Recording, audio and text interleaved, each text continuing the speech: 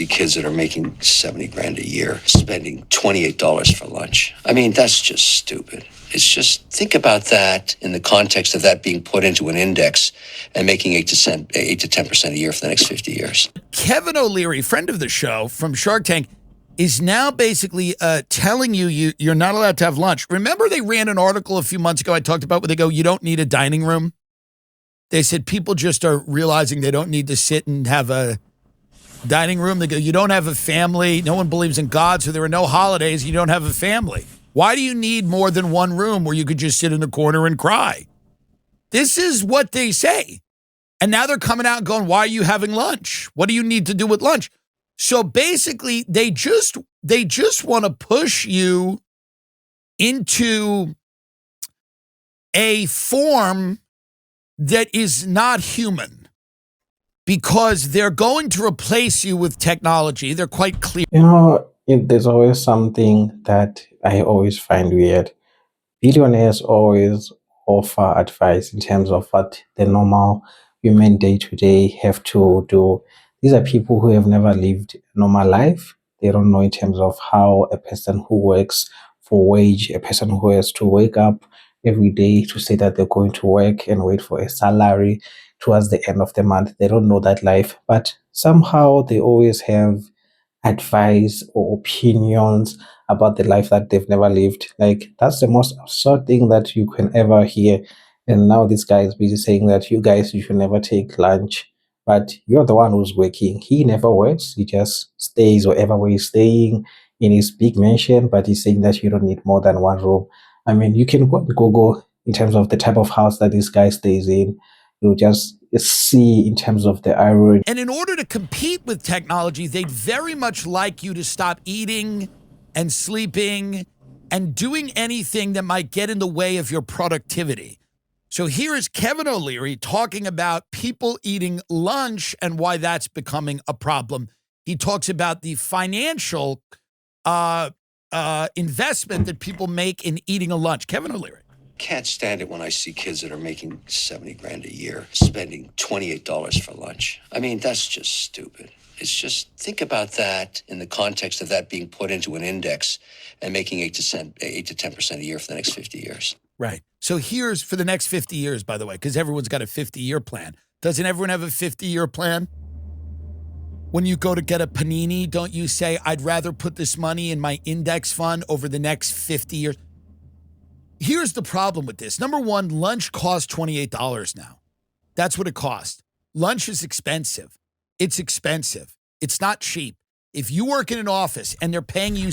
If I'm really struggling at the office, I should never eat lunch, because somehow if I save that money, I'm going to become a millionaire. Maybe I'll make more money. Like, these people they're so out of touch with reality. Like, they don't know how it is to have an account that's empty and you don't even have a way out, and you don't even know what you're going to do until month end. They don't know that life, but somehow it seems like they have the advice, because sometimes, like, most people at lunch, because of their type of work that they do at the office, maybe they are annoyed by the boss. They just want to have that me time where they can just sit and enjoy lunch so that they can recharge a bit and to be able to work for the rest of the day. Because some people actually work more than 8 hours. This is a guy who probably works maybe less than 1 hour per day, but he has the nerve to go around lecturing people in terms of what they're supposed to do, and he gets annoyed when people are busy eating lunch. I mean, you can see, as big as he is, you can see that he doesn't skip lunch, but somehow he's going to tell you that you guys should never eat lunch. Not because you're worth that, or because they're electing to pay you $70,000 a year. You're taking that because it's an available job.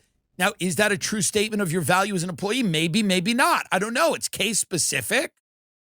But he's using the example of somebody who's getting paid $70,000 a year. So that person now either has to make lunch and bring it to the office, which I'm not saying is a terrible thought, but if that person wants to go and purchase a lunch, a salad, a sandwich, a yogurt parfait plus a coffee, He's basically saying that if you're spending $28 on lunch, you're some kind of crackhead. That's what he's saying. You're like a crackhead who's financially irresponsible.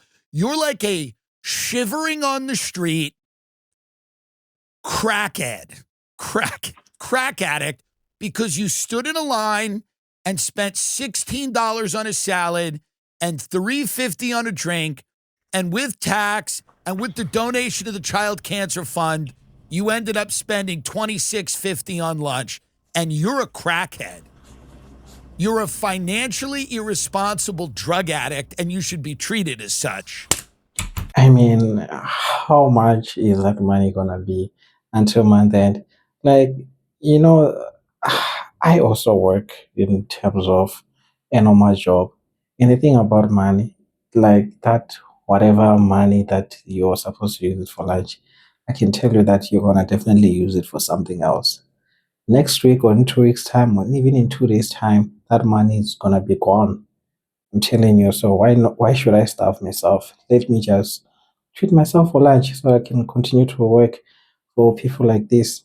Because clearly this guy, he doesn't care. Like, I don't know if you want to know in terms of what his employees have to go through. He's probably one of those toxic employers who even monitor how long you've went on lunch, and if you are just 1 minute late back from lunch, you're probably gonna get fired. You're stupid. He goes, that's stupid. You're stupid and you're an idiot because you didn't go and make yourself a tuna sandwich or a turkey sandwich and bring it into work. And by the way, how much cheaper is that? Not that much cheaper. Go to the grocery store. It's not that much cheaper because we've decided to fight and lose a war with Iran, by the way. So it's not that much cheaper to buy groceries. Now, it is cheaper, but how much cheaper, I don't know. But Kevin O'Leary's point is basically like, hey, crackhead. Hey, crackhead, junkie, drug addict. Get off the line at your salad, you junkie drug addict. Don't add the guacamole at Chipotle, you drug addict. There used to be the days of the 3-martini lunch. People would spend 2 hours at Smith & Walensky's getting bombed and having fun and enjoying their life. Now people eat a bowl of slop and they're not even allowed to do that. They don't even want them doing that. They don't. You know what's the worst thing? The worst thing is that some companies, in terms of lunch, they offer a very absurd amount of time. You're only allowed 30 minutes. Like, maybe you spend 10 minutes walking to go and buy lunch or to go and do whatever for your lunch or warm it up. By the time you start eating, you're very exhausted, close to half of the time when you're just trying to relax a bit. Before you know it, 30 minutes gone. I think that lunch time should never be less than 30 minutes. Actually, it should never be less than 1 hour, not 30 minutes. It should be at least 1 hour minimum so that you have time to eat, time to actually sit and just decompress before you go back to your work. But yeah, that's something that's actually dying. Like, a lot of companies actually cutting down lunchtime. want them doing that. You go and you get a bowl of slop. What's the base? What base would you like? Grain? Green? Grain or green? They talk to you with words, singular word. Grain or green? Green. Or if you have to stay at work longer, you need some carbs. Grain. I'll have grain. Meat. Chicken. I'll have the chicken. And it's always some, like, word you can't pronounce. Some spice, some, I'll have the achoti chicken, akachoch chicken. Grain or green? Grain, meat, chicken, vegetables, peppers, corn, spinach, sauce, the cilantro, lime, chipotle. And they throw it at you. And that is what they want to take away. That you can't do that even. You used to go to Smith & Walensky's in New York City or the 21 Club or wherever, and I'm sure there's equivalents of this in London, and you would sit there and they would bring you a gin martini. Hello, sir, how are you? Would you like a steak or a shrimp cocktail? And you'd have a cigarette? And yeah, you die. Yeah, in terms of steak, I don't think anyone can afford to have steak for lunch, especially considering how expensive food are. Even takeout is very expensive. Even if you need to make your own food at home, that's still more expensive. I think just do whatever makes you happy, man.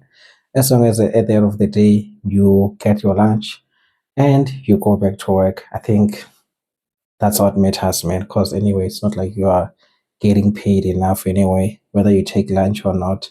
You're still not gonna have money at the end of the day. Because you ate unhealthy food, but guess what? Do you think any of those people want another 10 years eating grain, green? They go, what the hell's this? Put me back in the fucking ground. Now, people got healthier. The 3 martini lunch ended. Things evolve. I get it. I'm not saying it's the best idea to drink in the middle of the day, but compare that life to what you're doing now.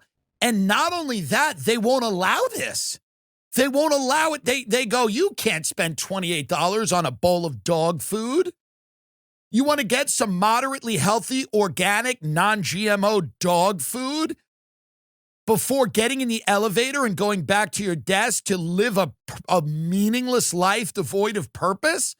And then going back to your overpriced condo with no dining room and I would be very interested to finding out in terms of how much this Kevin guy is paying his employees, especially if now they're even saying that you don't even need a big house, you only need one bedroom. Like, I would be very interested just to see in terms of how much he's paying his employees.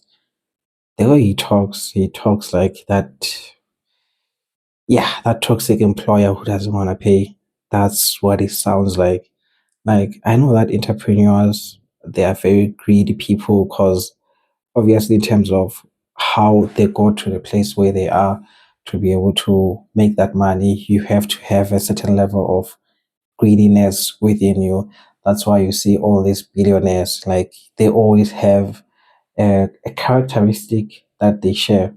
But at the same time, if you have employees who come to you day to day and work for you as hard as possible, the least you can do is to compensate them fairly, and you don't get annoyed when you go there. Now you see your employees are eating lunch. Now you are annoyed. You're like, fuck, damn, this Gen Z, he's busy eating lunch. He's supposed to be working. Like, uh, that's just being a bad employer, man. Like, that's the thing that actually causes people to move to other companies. But yeah, people like this, they don't care. They're just gonna hire someone else and continue the whole cycle again and again. down onto your couch and jerking off to very violent porn before falling asleep on your bed after taking 4 edibles, waking up in the middle of the night with a panic attack, and then doing it all again the next day?